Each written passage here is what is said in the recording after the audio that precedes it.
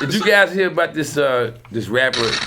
Now, I seen this cat one time. I was at this lookalike event. I never understood why somebody would dedicate their whole life to being another motherfucker. Right now, all those Michael Jackson lookalikes are still around. They paid all the money Michael paid, didn't it? But they was not paid. And now they're walking around looking like him, scaring the shit out of people. My generation don't have that much of fanaticness, like. Oh, really? That's bullshit. Nah, it's a nigga that's like Plies. I seen a nigga like try to look Plies. I seen the Chris Brown guy too. Somebody going in the streets just being It's a Chris Brown looking like? Yeah. Let me tell you something. If you go to Australia, everybody look like Chris Brown. You know that, right?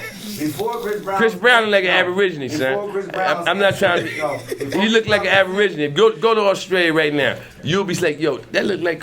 Everywhere you look, he looks just like I'm not no disrespect. Go check him out. Yeah. Brassy girls everywhere, titty ass hands in the air, somebody over here, shaking for the man of the year. Met man of the year, met man of the bounce. Brassy girls everywhere, titty ass hands in the air. You can't get mad. Stop getting mad. You ever beef with somebody, Brandon? You ever beef with somebody in the industry? I have no beef with nobody in the industry, personally. Never. That's good, Brandon. That's a sign of maturity, man. Beef is bullshit. Sometimes beef is. I'm from I'm 7 Mile over. You say some shit to me, I'm gonna say some shit back. That's all it is. I'm not gonna. And you got let's be honest about this, man. You know, this is an artisan community. That's why the word beef shouldn't even exist. Oh, two comedians having a shootout. You said that he went and told you street business? That sounds like bullshit, man. Right. Oh, two ballet dancers are hooking off on the corner. Come on, man.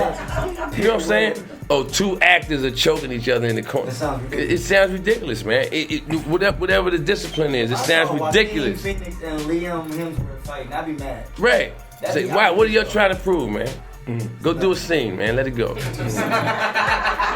And that Charlie, you kind of like notorious. Like when people say your name in the industry. I'm gonna tell you something. But the stuff you heard about when that was going on, I wasn't trying to. I wasn't a comedian, and the acting thing wasn't really like I was doing it, but I wasn't like I'm an actor. I was like I'm Charlie, nigga.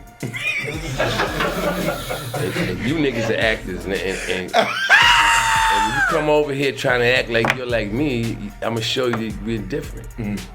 That's why those rumors or not rumors, but those stories took place. Cause, I found myself around a community of artisans, artists, and I didn't consider myself one of them. So the moment any of them tried to get manly, it was like, wait a minute, you play the piano and sing to bitches, talking shit to me, nigga. And I used to think, let me ask you a question. Yeah. So if I change your face, you think your fans will still like me?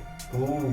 You say that. A lot of niggas are asking me, if I bust your teeth out right now, you think you could do a concert next week? Your smile is gonna be altered. You think the chicks are still screaming if I put a big scar across your fucking nose? You think they gonna still be listening to you? Mr. Universe was after me once, right? Get the fuck out of here. My brother came to me and said, yo, man, Mr. Universe said he's gonna fuck you up. That is hilarious. Imagine being told that, though. It's not like being told a nigga named Mr. Universe, and he really is Mr. Universe, you know what I'm saying? A nigga with Muscle magazine, he said, you see, he's gonna whip your ass, right? And it was over a chick, you know what I'm saying? So I was like, well, first of all, I didn't know that the chick was down with Mr. Universe. This conversation sounds bizarre every time I say his name and shit. I said, well, he said, when he see you again, he gonna tear your ass up. So I said, well, you tell him, I asked him, can you pose with a keloid on your chest? Can you pose on stage with a cut up chest, motherfucker? And I seen him after that. That nigga looked the other way, nigga. I had a corkscrew in my pocket. I had a corkscrew.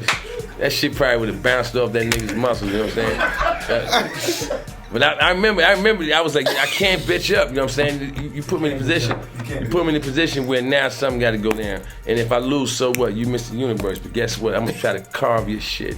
That's where I was at, man, back then. Thank God that I became a comedian and actor and all this other stuff that made me become civilized. Because back then, you know, I wasn't. That would be fun. I came out the military uncivilized, bro. I was still like, yo, where do you want to go with this, man? Oh, you was in the military? I was in there with the same attitude. Oh, shit. Where you want to go with this? That's why I got out. I was like, you know, you've been in here for a long time without going to jail in here. So you better get out now. You better get out now, nigga, because if you stay in here too much longer, they're going to find out what time it is with your head. Right. I had rackets going and everything when I was in there. I was a corrupted sailor, man. Let's go buck hard. We're going to have a card game next week. And I used to know that if we have card games, as long as the house is me, there's no way I'm going to lose. So I used to do that every payday. I used to come with the cards, and I would go out and buy like 10 bottles of alcohol, cheap shit, vodka, whatever, or Jack Daniels, throw it out, you know what I'm saying?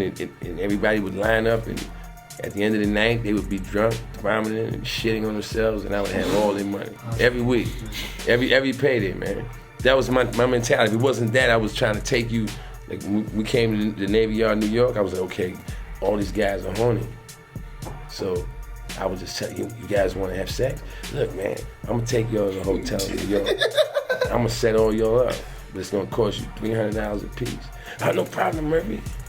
Then I would go get one girl, man. One girl. One girl, give her $100. I kept doing that till one day I had to run down 6 flights of steps from some pimps. And then it was like what's that movie with Bill Cosby in it? It was like Uptown Saturday Night. And John Amos and all them niggas just chasing me down the steps. And I stopped doing it. But yeah, man, it took a while for that whole street mentality to wear off, for me to become socialized. Like I can be around any race of people, any religious background. At one point, I was messed up, man. I was rigid. Like, I only could be around this kind of people, and everybody else is a Vic. You know what I'm saying? I had to learn that you existing as a beast. You know what I'm saying? Be a man, be a human, open up, be friendly. It ain't about being adversarial. It's about being friendly. I used to take pride in people being afraid of me. And then one day I started feeling like alone. Like, damn, nobody wants to be around you, man. You look like a hyena to them, Yeah, they're scared of you. And then it's like, yo, I don't want people to be scared of me. I want people to, And that's one of my life missions. That when I die, whenever that comes, I want to have the most friends possible. I want to have the most people sad about it as possible, man. I don't want to, work on motherfuckers not liking me, man. I've been a lot of different people in this life, a lot of different Charlie Murphys, you know what I'm saying? The latest one is the best one. I got friends all over the world, you know what I'm saying? I get to do comedy and, make people laugh, get people writing me letters saying, you touched me that night and blah, blah, blah. Where before, none of that ever happened. And the whole focus back then was the exact opposite. It was destroyed, it wasn't built, so. This is good, man. This is a blessing, man. I wasn't shit. I'm still ain't shit, but I'm saying, even just in this game, even when I was like, 17, 16 years old, I mean, he always showed me love with like, yo, like I was just, doing my thing, and that's why I always. That's how I am with everybody, man. Holy shit, Earthquake, you too, man. Man, was somebody about to die? Yeah. All this goddamn testimony, man. I'm in this motherfucker at a funeral, a eulogy and shit. It's all this testimony and shit. I'm like, the fuck am out of here. God bless you all. With the scarf. Yeah, you know what? And with that, man, Earthquake just brought it all back. I want to thank everybody else that showed up tonight. Charlie Murphy podcast. You know what I'm saying? All my guests. You know what I'm saying? We had fun, and we will do it again. Till next time, y'all. God bless. Charlie Murphy. God bless. That's what's up. Every time I finish doing this, I be wanting to go to White Castles knowing that's the wrong thing to do. For real, that's the wrong thing to do, man. I told this old man the other day, he never had White Castles. I said, yo, man, You never had this before? He said, no, I never tried. I said, yo, you need to get you like 4 doubles, man.